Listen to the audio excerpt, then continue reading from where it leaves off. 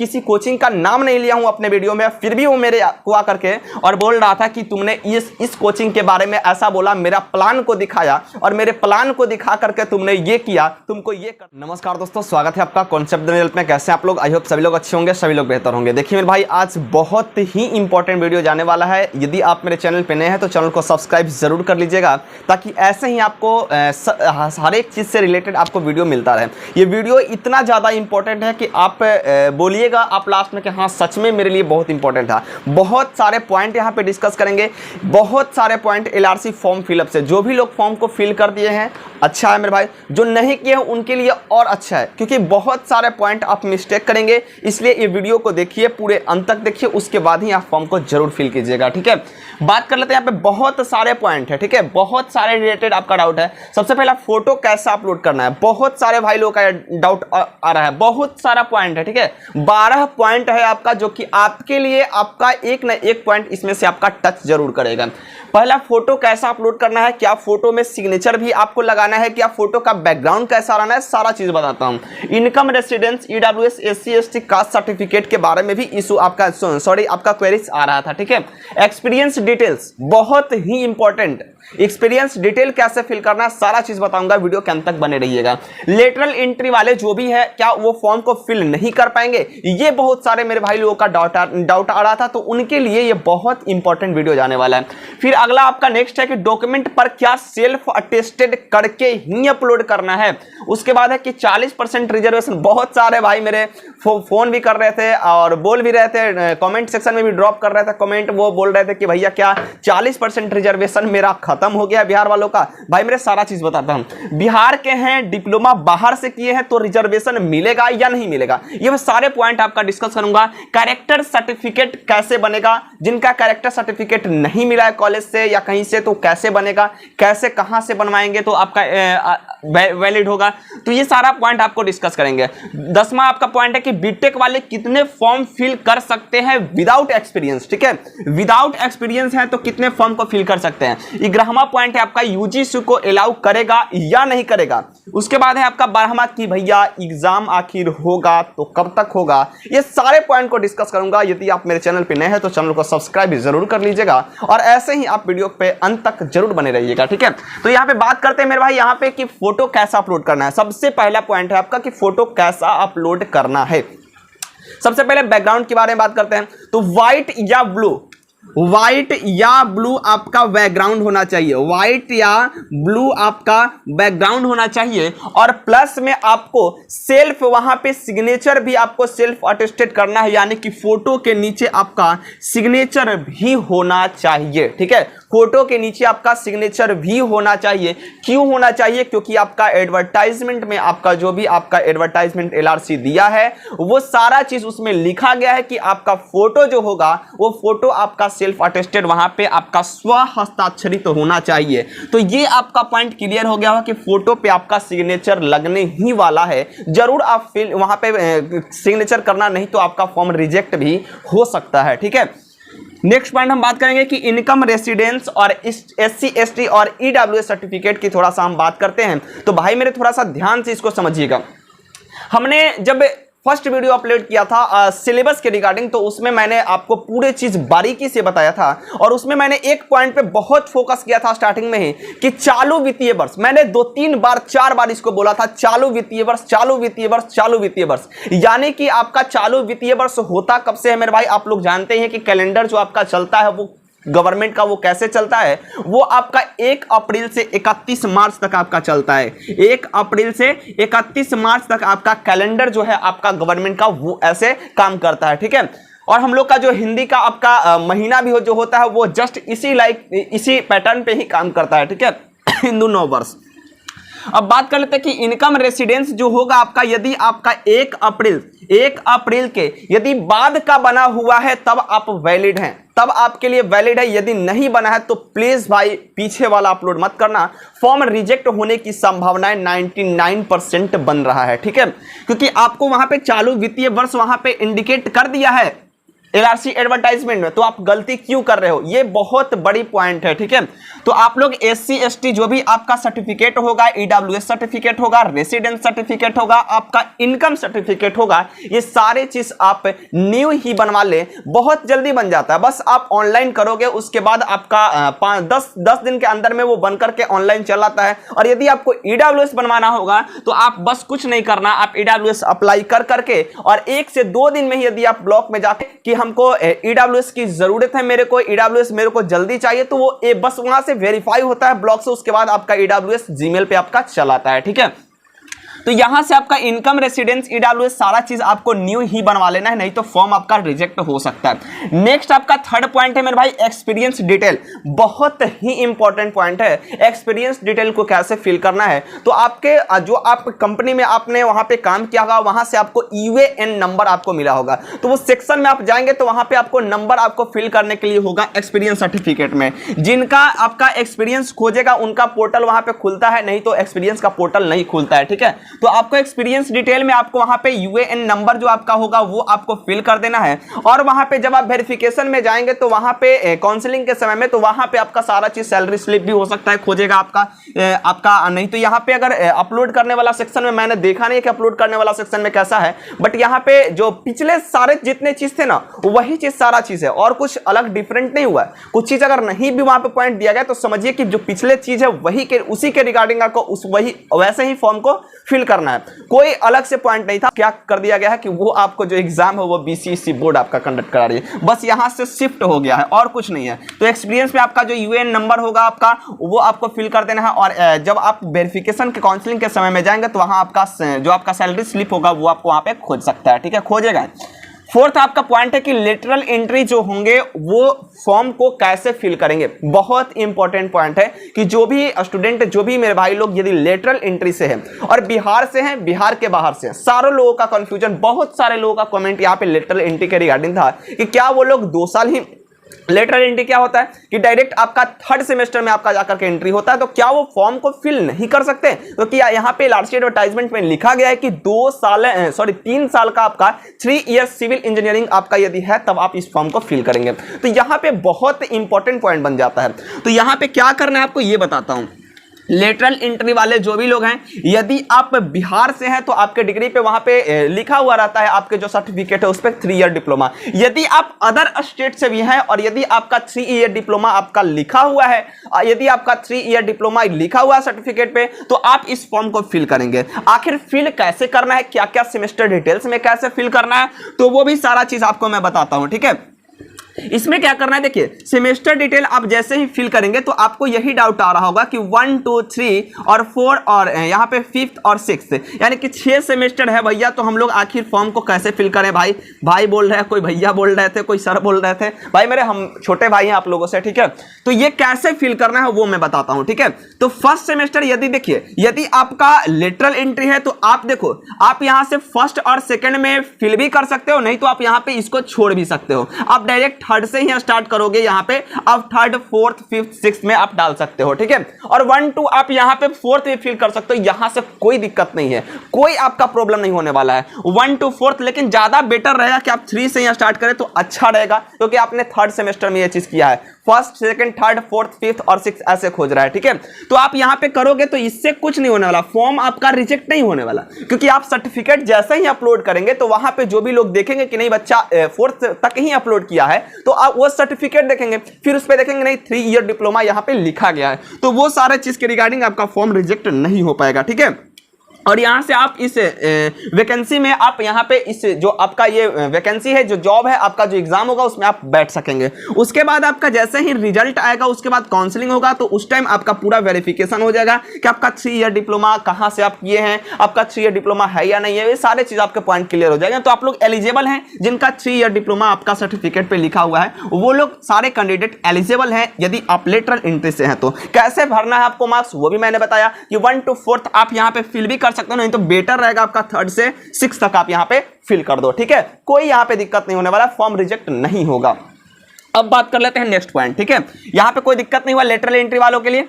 अब बात कर लेते हैं फिफ्थ पॉइंट पे, डॉक्यूमेंट पर क्या सेल्फ अटेस्टेड करना है, बहुत ही इंपॉर्टेंट पॉइंट है। देखिए जब यहां पे फोटो में बोला है कि सेल्फ अटेस्टेड यानी कि आपको स्व हस्ताक्षरित करके देना है, तो आप डॉक्यूमेंट पर भी सेल्फ अटेस्टेड कर देना। पिछले वाले में क्या था कि वहां पे कुछ नहीं बोला था, फोटो में कुछ नहीं बोला था कि फोटो में सेल्फ अटेस्टेड या आपका स्व हस्ताक्षरित करके देना है, बट यहां पे बोला है इसमें, तो आपको डॉक्यूमेंट में भी कर दीजिए तो ज्यादा बेटर रहेगा, बहुत बढ़िया रहेगा, ठीक है।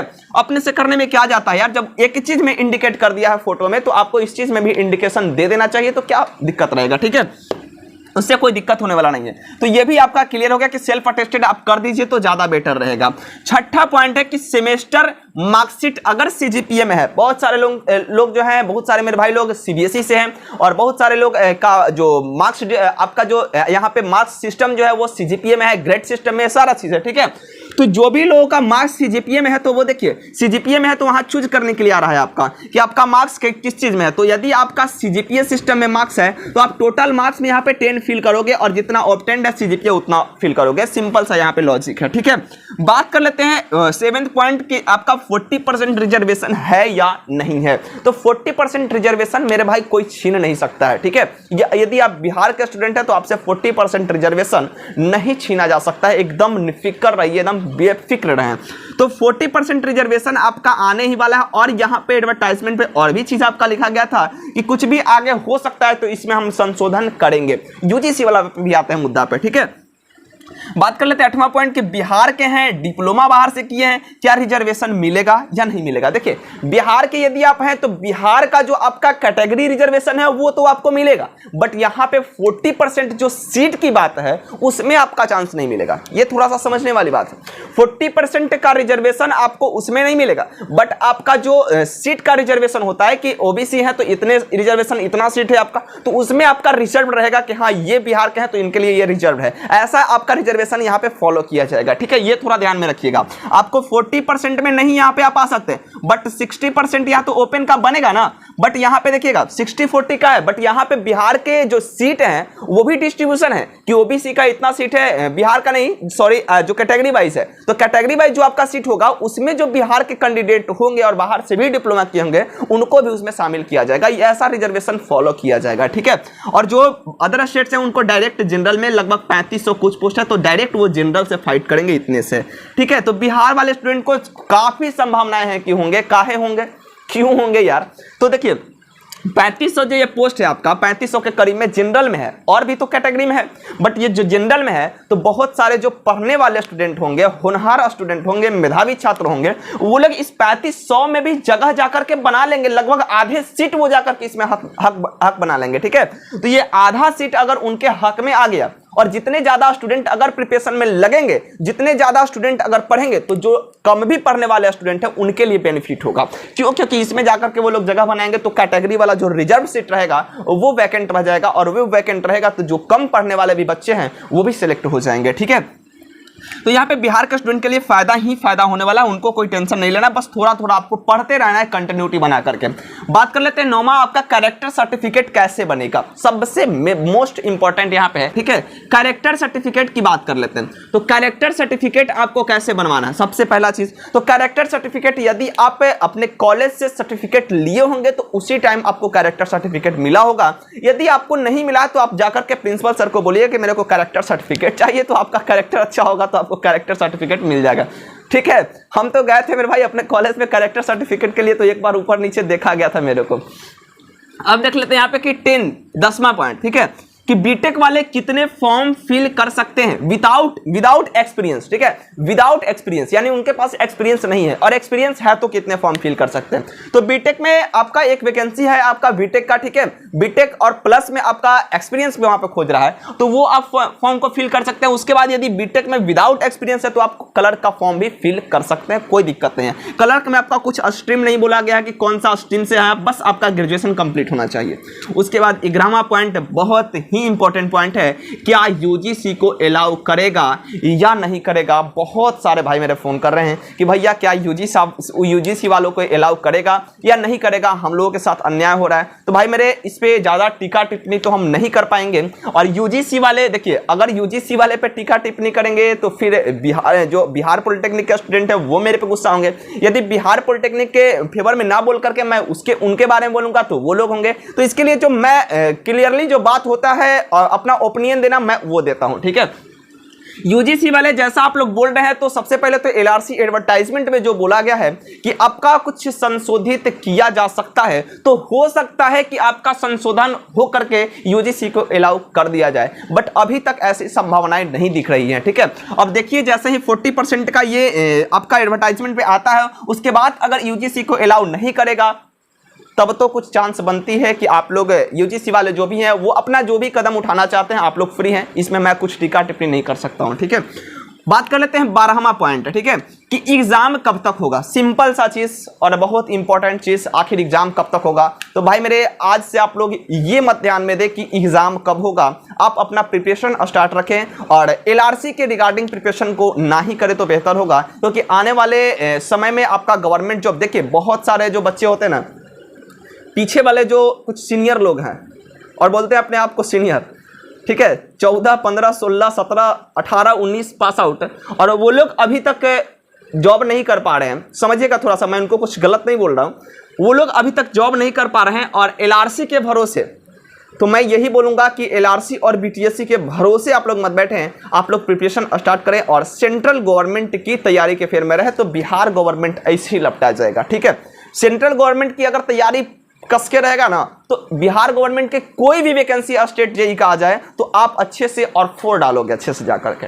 तो ये आपको ध्यान में रखना है, ये नहीं कि एलआरसी आया है तो उसी के रिगार्डिंग प्रिपरेशन करना है। हाँ करना है, उस टॉपिक को देखना है कि कौन कौन से टॉपिक है, बस मेजर टॉपिक जो है उनको पढ़ना है, माइंड में रखना है कि हाँ अप्लाइड फिजिक्स है, अप्लाइड केमिस्ट्री है, तो इसको भी थोड़ा सा पढ़ लेंगे, इसको भी ये कर लेंगे, बस ये पॉइंट करके थोड़ा सा क्वेश्चन प्रैक्टिस करते रहो। पूरा डीपली यही नहीं करना है कि अब एलआरसी है तो अप्लाइड फिजिक्स अप्लाइड केमिस्ट्री में ही हम डूब गए जा करके, ऐसा नहीं करना है। आपका ब्रांच पेपर है उसको अच्छे से पढ़ें, उसके बाद आपका जो आर्ट्स का पेपर जो आपका होता है, नॉन टेक का जो पेपर होता है आपका, ज्योग्राफी, हिस्ट्री, इकोनॉमी, पॉलिटी और आपका करंट अफेयर्स, ये सारा चीज़ आप लोग करें।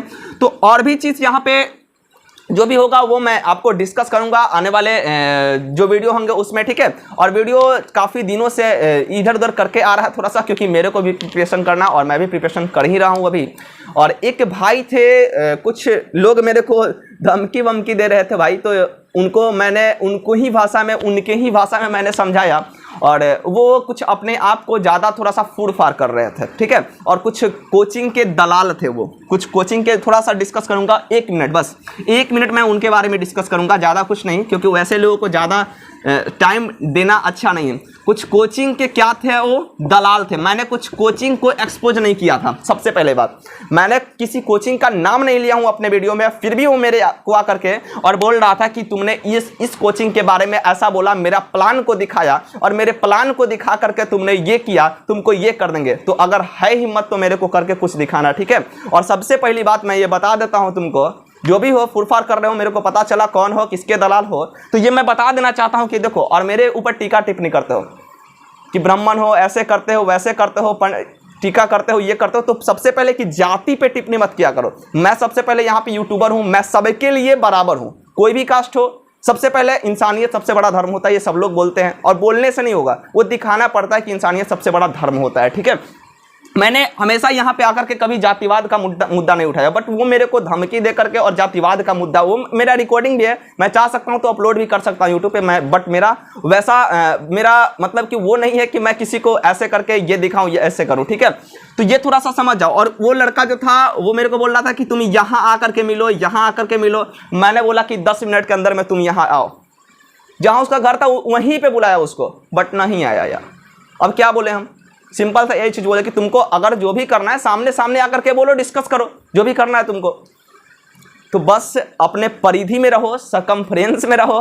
परिधि से बाहर निकलोगे तो हम भी परिधि से बाहर निकलेंगे, और परिधि से बाहर निकलेगा तो तुम भी जानते हो कि तुम क्या कर सकते हो, हम भी जानते हैं कि हम क्या कर सकते हैं। बस यहीं तक बोलूंगा, ज़्यादा कुछ नहीं बोलूंगा। आप समझने वाले हो, समझ गए होगे अच्छे से कि प्रिंस पांडे केवल मार्कर ही नहीं उठा सकता, बहुत कुछ कर सकता है, ठीक है। और मार्कर उठाते हैं और मार्कर से यहाँ पे वीडियो आकर के आपको अपलोड करते हैं, तो ये मत समझिए कि हम अकेले, मेरे साथ बहुत सारे भाई लोग जुड़े हुए हैं, और जहाँ पे बुलाओगे वहाँ पे मेरे भाई लोग आपके लिए हमेशा तत्पर है और तत्पर रहेंगे। और आगे भी जो भी आपको करना होगा वो बस एक बार बोल देना सामने सामने, सारा चीज़ देख लेंगे, ठीक है। तो बस भाई मेरे यहीं पे वीडियो का अंत करता हूँ। थोड़ा सा ये लोग दलाल थे, उनको बताना जरूरी था, क्योंकि आप लोग बोल रहे थे कि भैया कौन था, कौन क्या कर रहा है, कौन धम कर रहा है। मैं उनका नंबर भी आपको सेंड कर सकता हूँ, और वो कौन लोग है, क्या बताऊँ, दलाल ही है किसी का, चरण धो करके किन्हीं का पीता है वो लोग, ठीक है। तो आप लोग पीजिए, अच्छा है पीजिए, कोई दिक्कत नहीं है, बट दूसरों का ऐसा मत समझिए कि वो भी हम चरण धो करके पी रहे हैं तो वो भी इनका चरण धो करके पी ले। प्रिंस पांडे ना कभी गलत किया है, ना कभी करेगा। बस इसी के साथ मैं अपने वीडियो का यहाँ पे अंत करता हूँ। तब तक के लिए थैंक यू मेरे भाई, जय हिंद मेरे दोस्त।